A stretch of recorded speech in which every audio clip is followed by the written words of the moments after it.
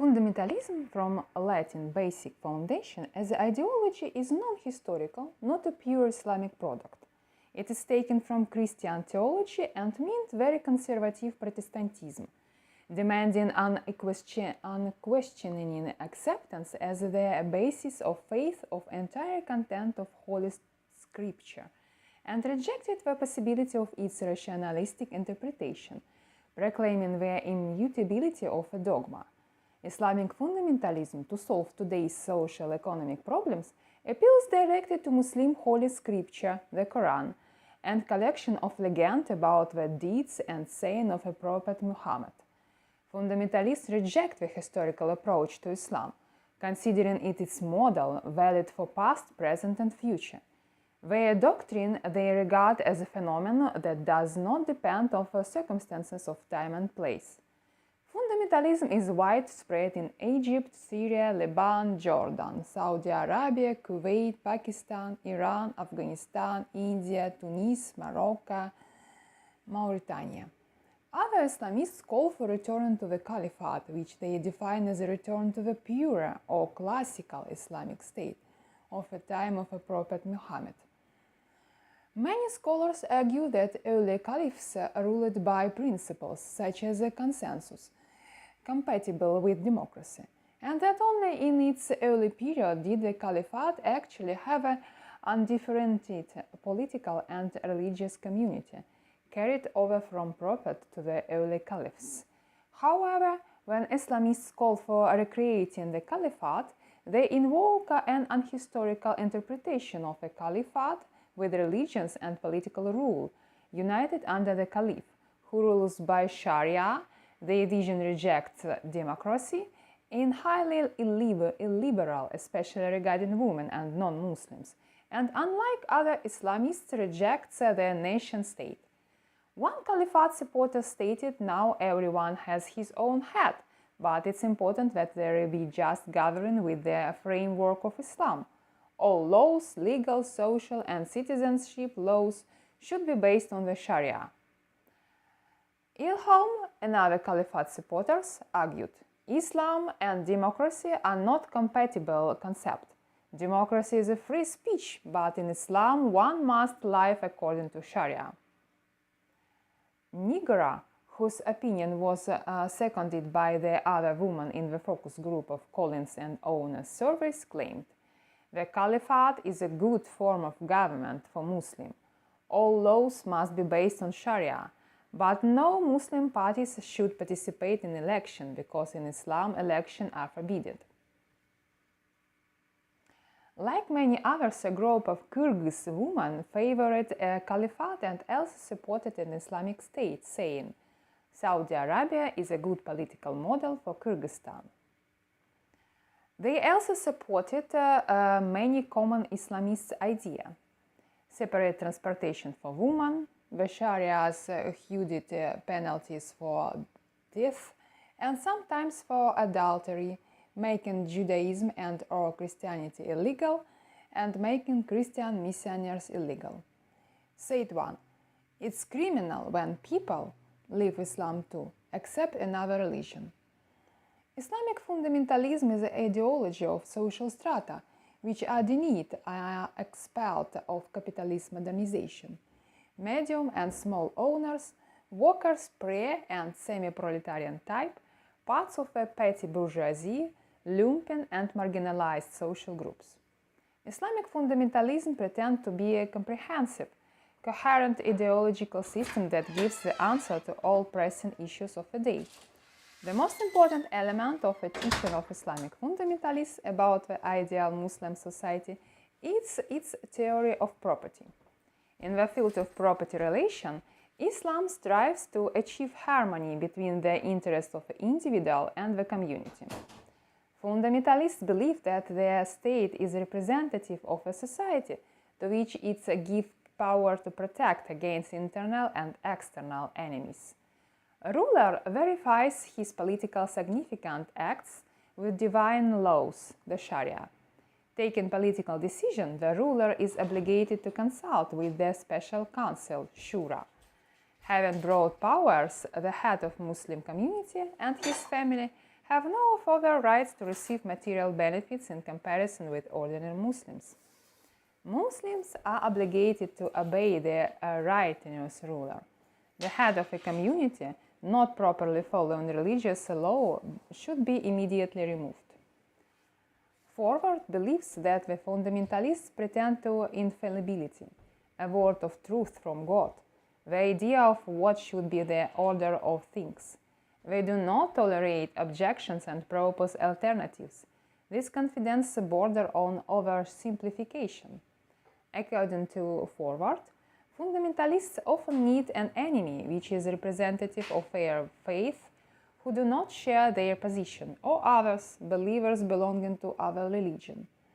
Islamic fundamentalism appeared in the Arab countries as a reaction to social, economic and political conditions, as a reaction to the process of secularization due to the influence of the Western world. The essence of fundamentalism in Islam and in any religion lies in the desire to return to its roots, to restore blues and lost ideals. Its supporters believe their goal is not only purifying religious doctrine from the later accretion, the revival of Islamic morality, but first of all the resurrection, as they believe, the ideal Islamic state at the time of Prophet Muhammad. It's not about copying, but about the desire to take the model of such a state in the modern condition. In Islamic fundamentalism is dominated by secular political dimension that distinguish it from other model of fundamentalism. Its social ideal is the Islamic way of life, which, according to Muslims, can be implemented only in Islamic state. Hence, the desire to create a society based on the principles of shari'a, according to Islamic concept of power and the state. Islamic fundamentalism is in nature a part of public political life and world view of community, ummas. The major theoretical approaches, essentialist, civilizationist, modernizationist, and rationalist economic, offer various competitive hypotheses. First, civilizationists have proposed essentialist hypothesis about the incompatibility of Islam and democracy.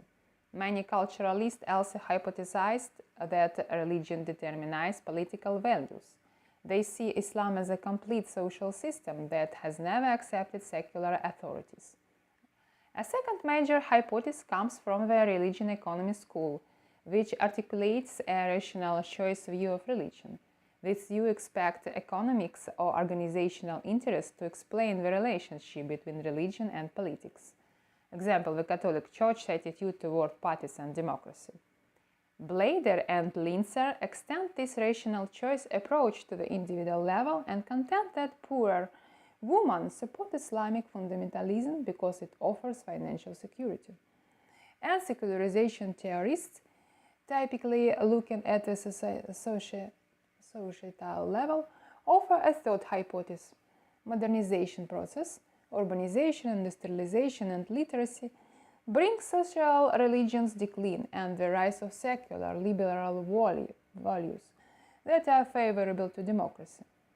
At the individual level, Siftsy argues that modernization variable best predicts support for democracy in the Muslim world. Norris and Ingleherat propose a revised modernization thesis. Low economic and human development, human insecurity, causes religions to persist in the Muslim world, but they assert both Muslim and Western society are similar in their orientation toward democratic ideals.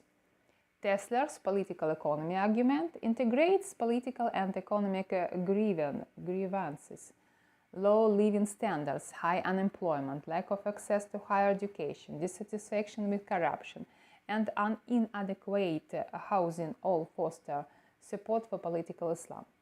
A related grievance hypothesis focuses on anti-Westernism, colonialism, US support for Israel, neo-colonialism, and economic and cultural globalization are seen as a driving support for political Islam. Studies of select countries in the Middle East and Central Asia and broader Gallup poll and World Value Survey analysis claim that democratic support among Muslims is external high. Many do not actually test the effect of religiosity. Others conclude religiosity has little or not effect on support for democracy. Finally, some significant studies hypothesis that either gender or particular not Islamic norms undermine support for democracy and drive support for political Islam. The sharp contradiction in the confessions can become the reason for the existence of political extremism. Political extremism is a complex social and political phenomenon based on the illegitimate use of violence or threat of its application of different political struggles actors to achieve their political goals. In its ideological motivation of political extremism can be social, ethnic, religious, criminal, environment, and so on. Religious extremism is characterized as a manifestation of intolerance toward the representatives of different confessions or violent confrontation into their confession. Often it's used for political purpose in the struggle of religions organization against the secular state or for the authorities of representatives of one denomination. Religious extremism can be defined as the use of the religion factors, religion slogan, for politics with a means of violence that ignored national and international law. Religion in this case is used for ideological justification of extremist speech, and it is means of unification, mobilization, and organization of political extremists. None of the world religions on the doctrinal basis call upon for violence. However, with abstract of theoretical religious text regarding the moral aspect of religious violence, the conclusion is quite certain. Under certain conditions, religion believes violence is possible, reasonable, and even necessary. In other words, religious texts allow different interpretations by the believers of their relationship to violence and wars. None of the religions in their only cause of religious terrorism thought its dogma and politics may be reactionary, conservative, and aggressive. Religion stands together extremism, terrorism as an execute only the slogan and other shell of this political phenomenon. Religion extremism is a religion-motivated manifestation of political interests. According to the Hadith, Shadid sacrificed himself for the faith, died a martyr's death in the war against the infidels, will definitely go to the paradise. The Shahid is forgiven for all the sins, and heaven with him, he will receive a high position near the throne of Allah. The glorification of death for the faith that was promised Shahid getting close to God, causing Muslim youngs to quality to his honor, especially in situation of armed conflict. For example, the Arab-Israel. Suicide bomber appears where the conflict is characterized by a high degree of inequality of forces. The weaker subject of a conflict may not pursue an open armed struggle. So, asymmetric conflicts in the Middle East, the North Caucasus, are favorable environment for the cultivation of special type of terrorism that is not limited in the action by fear for their own lives. The escalating socio-economic problems in political Islam and then interreligious extremism should demonstrate the primacy of Islamic democracy as a political regime in those countries where democracy in the Western understanding is impossible. Islam is not inherently anti-democratic. Islamic democracy is a system in which some liberal democratic principles, such as rights of women, religious minority, freedom and human rights, is limited by norms of Islam. It's not liberal neither in politics nor in education nor in justice. However, in condition of opposition of Islamic democracy and extremely conservative political Islam, priority should be given first. Democratic ideas have support in the East. However, in the context of popular disconnect with life, they lose to Islamists, clearly defined who is blamed.